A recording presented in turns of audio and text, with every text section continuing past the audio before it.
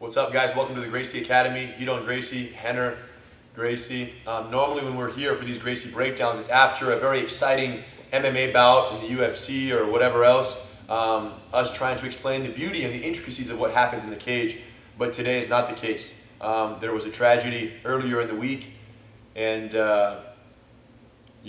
we're just here to hopefully shed some light on the seriousness of the situation and hopefully identify kind of why it happened and what we can do to prevent this tragedy from happening again in the future. For those who aren't aware, a young boy, a 14-year-old, was horsing around with his older cousin, a 24-year-old cousin, in the living room at a house gathering that they had last weekend.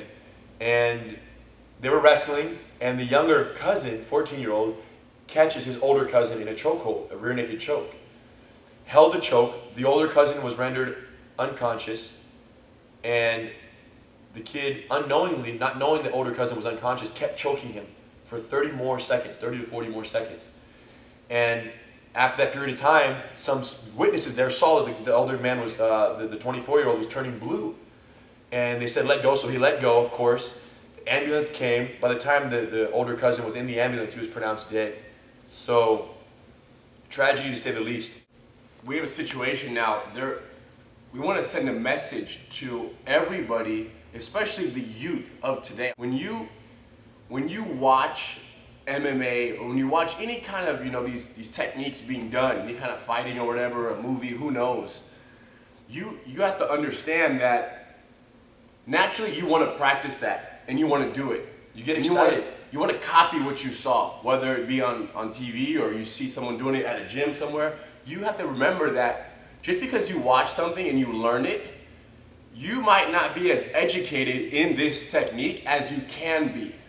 Yeah, and you're not considering the 20 years of experience of the professional fighter or practitioner who's using that technique and all the safety precautions that need to be learned with that to be able to use it in that situation. And I think that overlooking those safety precautions and the kind of preliminary education that has to be understood regarding these dangerous techniques is what caused this incident and what needs to be fixed to prevent future similar incidences. Today we're going to explain one of the most effective but most dangerous techniques of Gracie Jiu-Jitsu, and with hopes of preventing any future incidences and accidents like this.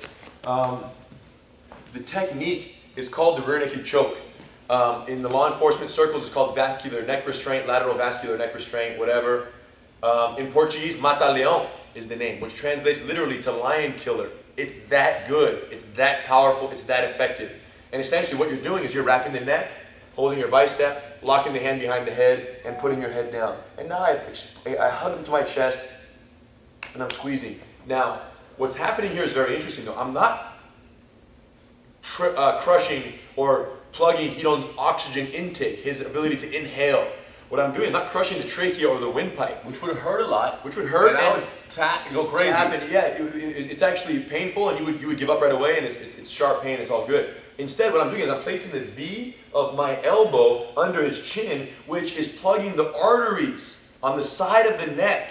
Okay, they call it bilateral carotid artery compression. Bilateral, both sides. Lateral carotid artery compression. And by doing that, what we're doing is we're restricting the blood flow to the brain. So you inhale through your mouth into your lungs, then the oxygen exchange takes place, the blood gets oxygenated, and that blood goes to the brain. And when you plug those arteries, the brain doesn't get the blood and therefore the healthy oxygen supply that it needs to operate.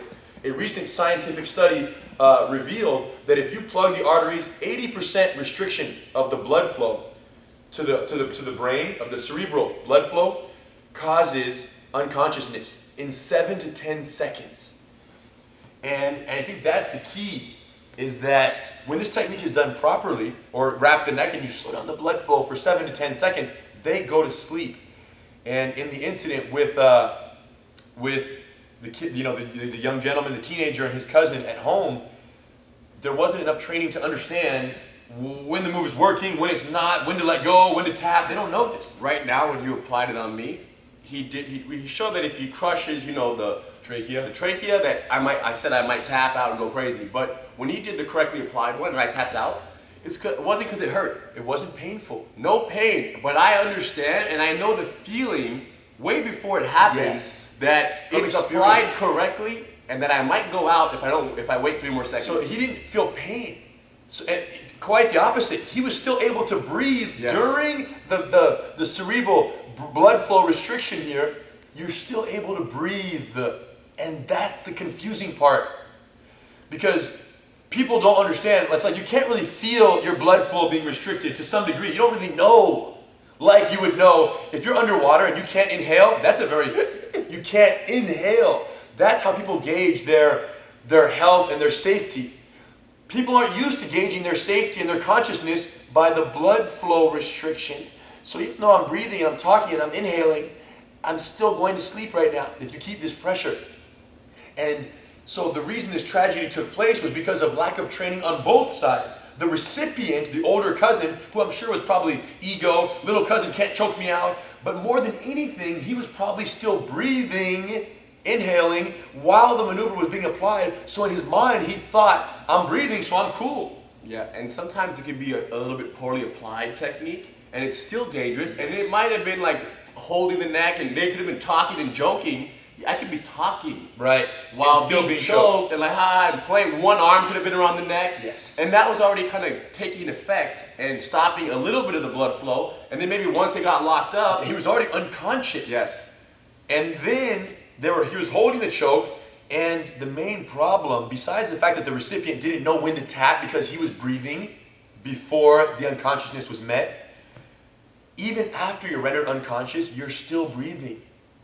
That's the concern. And there are some symptoms of unconsciousness that untrained individuals don't recognize. The most significant is what we call ocular fixation. When you pass out from a rear naked choke, you don't close your eyes. You don't go to sleep and fall limp.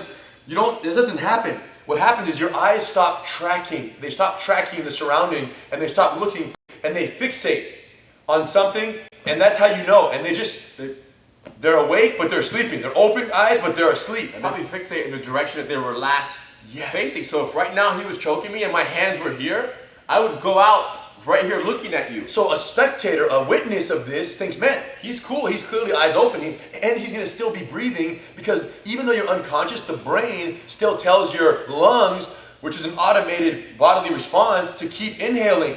So there's still that oxygen intake and that movement of the oxygen and the ocular fixation. And to make matters worse and more difficult to diagnose, when you're rendered unconscious, your hands and your body, they don't go limp. There's a certain degree of rigidity in the muscles that remains. So you can go to sleep and your hand can still be defending the choke, another hand on the ground, and then you start to shake a little bit, but who knows, if you're not a trained professional, you can't identify that shake. That shaking could be them moving, trying to get out. Yes. This is so true that in many occasions these symptoms have been in professional fights. Referees, our grandfather, when he choked one of the most renowned Japanese fighters, Kato, he choked Kato and Kato went to sleep. The Japanese man went to sleep. Our grandfather told the ref, he's sleeping. The ref said, I didn't see him tap. Keep going. So the ref noticed eyes were open, body was rigid, and to make it worse, Kato was on top of our grandfather. So he was like this, kneeling over the Grandmaster, getting choked, but still kind of rigid here. The ref said, keep going. Our grandfather knew. You know when you know. So what did he do? He threw him off. He saved his life. Yeah. He released the choke. So look how much experience it takes. Even a professional referee wasn't able to identify that the man was unconscious, and therein lies the problem. You know, Hickson had many incidences, wrapped the neck. So this is very common, that the guy's eyes are open and he's rigid, and you think they're cool, but they're totally asleep. Now here, oh yes. He has choked me, I've choked him, and we choked let out go. at least a dozen times. And by our students. And our students can see, everybody knows, everybody feels it. You guys, here's the thing though. In all the teachings, Gracie family, 85 years, tens of thousands, maybe hundreds of thousands of chokes. And unconsciousness reached many times, accidental, they hold the choke a little too long. It's normally reached because the recipient doesn't feel pain, and they can breathe, and they think they're cool, all the same reasons. Correct, and it's not that often. It's maybe like 5 or 6 times a year. Yes, very rare, but over 85 years. This was hundreds of chokes a day happening here. All the time, very rare. I mean, there's no need. But either way, it happens. No one has ever died. Any of our students, any of our students on DVD, online, at home, anywhere, because every time we teach this move, we explain these symptoms and the dangers associated, but we also explain the 10-second rule, which is the most important.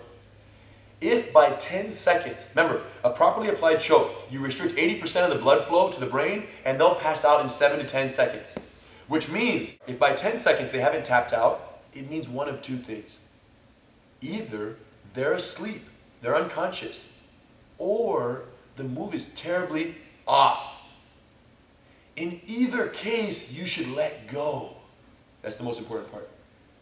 If by 10 seconds they haven't tapped, either they're asleep, which means you should let go, or the move is being improperly applied. You're not plugging the blood flow, which means you should let go to readjust and get it properly. But no matter what, there's no reason to hold for more than 10 seconds. What could be thought is that while I'm squeezing, they're resisting, and I'm not going to give up. I'm going to make it work. Right. But which is clearly the case here. Which is clearly the case. I'm going to keep making it work, but if they're sleeping and they're rigid and their eyes are open and you think that they're asleep, awake, but they're not. You think that they're defending and they're cool, which was the case in this incident, but they're asleep. The problem now is that if you let go of a choke after unconsciousness is met, they wake up in 2 to 3 seconds. It's very fast. Like immediately they wake back up. If you keep holding this, as we now know, for 30 to 40 seconds, a minute, after they're rendered unconscious, the problem is you've restricted the blood flow to the brain and therefore the oxygenation of the brain for so long that recovery is uncertain. It's like when someone gets hanged by the neck. They can die. They die from this. Same, you plug in the arteries and they die from this. And that's the situation that we ran into here. You know, it's a lack of training on both sides. The person applying didn't know these symptoms and what to let go for. The person getting caught didn't know when to tap because he thought that he was cool because he was breathing. If one of those two people had knowledge, it would be less likely that something could happen. Much less, like 95% less likely that anyone gets killed for sure, or even put to sleep if either one had the knowledge. Right. Because if the knowledge was of the recipient, he would have tapped out knowing that it worked, like we always do every day in training. And if the knowledge was of the person applying the choke, he would have let go 5 seconds after the unconsciousness, because he would have realized, oh, the guy didn't tap, I can tell the symptoms, he's out, let's let him go. And if both people knew what they were doing? No chance. Oh my God. That's why no one's ever died. No one has ever died under training of the Gracie Academy for this reason. People have been choked out, but no one has ever come close to dying. So basically, MMA is these growing. Techniques, these very important, these very cool, right, fighting techniques that we see on TV every Very day. effective, yeah. People admire these athletes, and it's growing. The awareness, everybody's learning them and seeing this every day. And the knowledge and the information about these techniques and about how serious they are is only growing as fast as we and a couple other people out there are trying to spread this information. Because here's the deal, it's growing as an entertainment spectacle, which is great. MMA is growing and all this is growing. The problem is people are learning the techniques but not the safety. People are learning the techniques but not the safety precautions at an equal rate. And it's tough, the young kids, they admire these athletes, these professional fighters. Wow, so tough, so cool. What those kids don't realize is the skills that these professional fighters are using and have mastered are deadly skills. All of them are designed to break, choke, incapacitate, and defeat your opponent. Now, the reason we don't see that much breaking, death, or anything of that nature in the professional arena is because they're trained in the safety precautions. That's the word professional. It's the key word. Professionals, kids. When they say don't try this at home, guess what? They mean don't try this at home. They mean go try it in a school, in a martial arts school. Yes. Go try it in an environment like this right here. If you're motivated by them, yes, you can learn this stuff. And there's many ways to learn. But wrestling on the living room floor, horsing around with a friend or family member, and applying these deadly techniques in uncontrolled and unsupervised and between two untrained individuals is only asking for trouble. And the truth is, this video should have come much sooner because it could have prevented this tragedy from happening. But it didn't. And, we're here, and because, we really want to do everything we can to prevent this from ever happening again is our main concern. And that's why we're here, explaining this. And we explain this to our students all the time. But hopefully this will reach people beyond, you know, the immediate, you know, circle of students and friends and family members of ours. And who knows? If it saves one life, one more tragedy like this from happening, you know, it was well worth it. It could be someone who is now spectating. You now, as a spectator, are just watching kids play around. Everybody's becoming more educated, so it can only do good. Yeah. So you guys, all we ask is that, you know, you help us pass on this information, mainly to the kids, the teenagers, the young adults, and even younger than teenagers. Kids are watching this stuff at 7, 8, 9 years old, and they're getting super motivated. MMA, UFC, and, you know, whatever they're watching, movies, television, it's all there. It's becoming more popular. Jiu-jitsu and these deadly techniques are now becoming mainstream through many different avenues.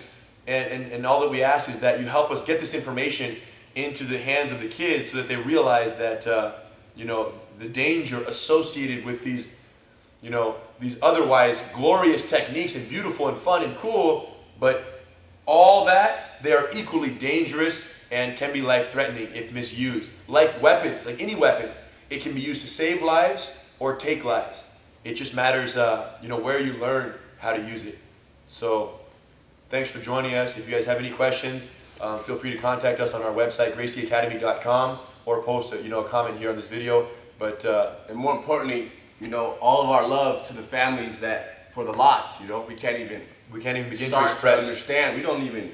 It's never happening around us in our circle. But you know, thanks for joining us, and you guys, safe training.